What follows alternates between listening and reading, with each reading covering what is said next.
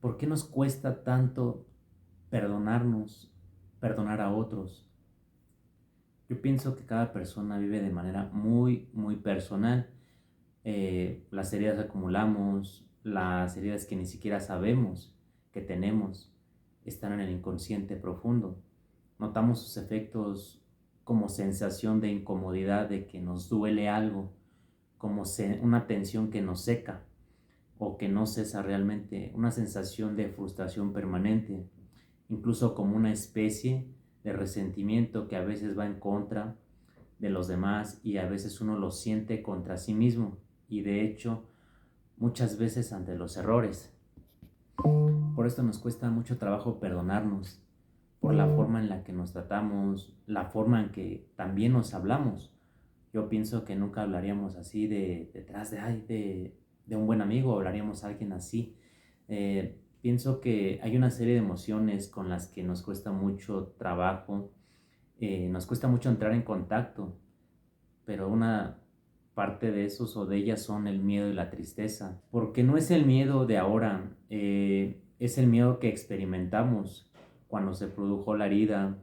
Tomemos en cuenta la enorme precariedad de la situación de un niño o una niña cuando tienen entre 2 y 3 años, que son conscientes de que no pueden hacer nada sin apoyo, y cuando sienten que no hay ese vínculo emocional, cuando sienten que esa conexión no es como les gustaría que fueran, pues obviamente sienten miedo, miedo a cómo voy a sobrevivir.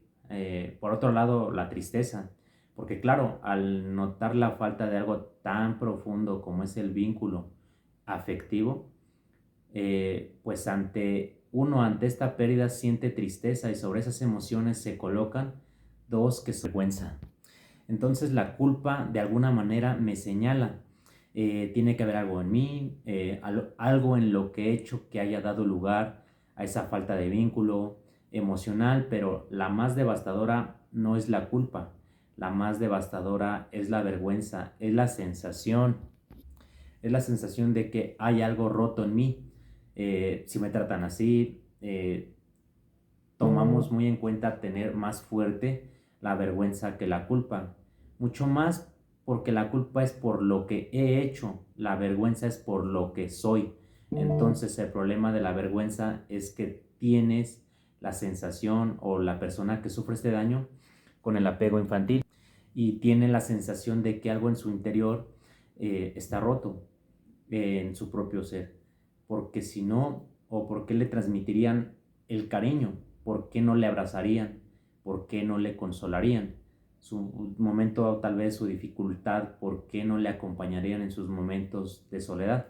Entonces la culpa y la vergüenza están asociadas además con otras dos, que son las emociones, que son la sensación, impotencia y la desesperanza.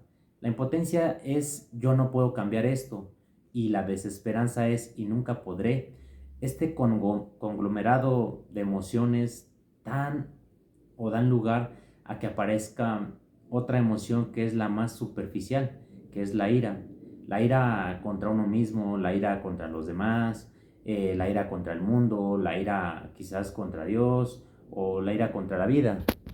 Realmente cada uno le puede poner el foco que a lo mejor es a esa ira, lo que estoy yo contra eso.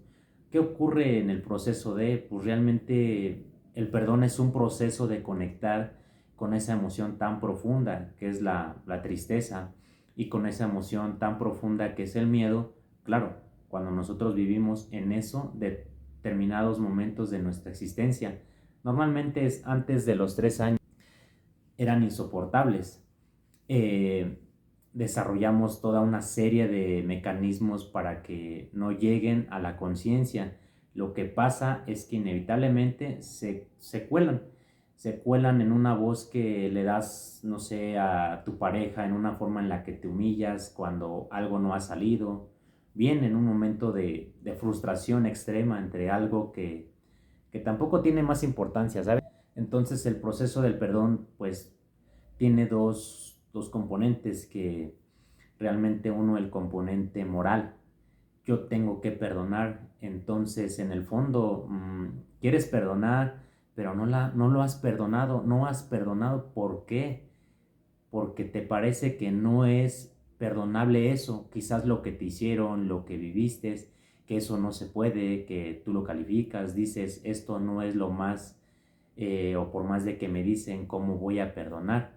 Entonces eso es una cosa que viene del hemisferio izquierdo, no de cómo voy a perdonar esto, no. Entonces, en el fondo, ese perdón no es realmente efectivo hasta que no comprendas que ese perdonar es un liberar, que ese perdonar es un pasar, pues realmente la página, que ese perdonar no es decir algo que se hizo, que fue adecuado, no algo que se hizo fue profundamente tal vez inadecuado, lo contrario, ese perdonar es de alguna manera liberar lo que está haciendo que el pasado siga ocupando el presente y por tanto el futuro. No, entonces es un acto de expansión de la conciencia donde llegas a ver que ese perdonar te ofrece un montón de cosas y que ese no perdonar te quita un montón de posibilidades. Entonces realmente no es tanto un elemento moral hay que perdonar, sino un elemento de expansión de la conciencia. Cuando una persona se da cuenta del daño que le está haciendo, eh, por ejemplo, yo creo que haciendo una metáfora, que es una piedra caliente, una piedra muy caliente que se la quieres tirar a pues, realmente a alguien. Entonces llega un momento en el que te has habituado en mantener esa piedra deseando lanzarla, pero cuando tú expandes la conciencia te das cuenta de que esa piedra te está quemando la piel y ya que te está quemando la musculatura y te va a quemar o te va a seguir quemando hasta los huesos. En ese momento es un elemento para mí de expansión de la conciencia. ¿Qué ocurre?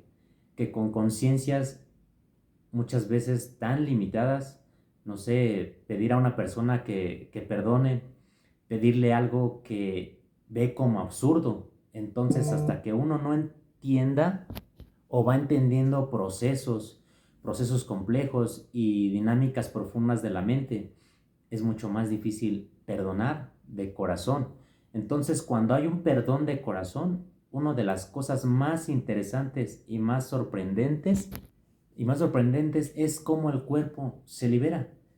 Y hay montones de corazones o de corazones neuromusculares, yo llamo a lo mejor corazón neuromuscular, que están atrapando a la persona. Hay toda una activación del sistema nervioso simpático que está desgastando el cuerpo, desgastando las células que en el momento en el que tú perdonas, eso se libera, pero además inmediatamente es espectacular cómo eso se libera. Entonces tenemos una parte que entender lo difícil que es perdonar, pero por otra parte abrirnos a la posibilidad de que perdonar no es algo imposible, sino al contrario, una liberación totalmente de ti, maravillosamente de ti, el soltar y perdonar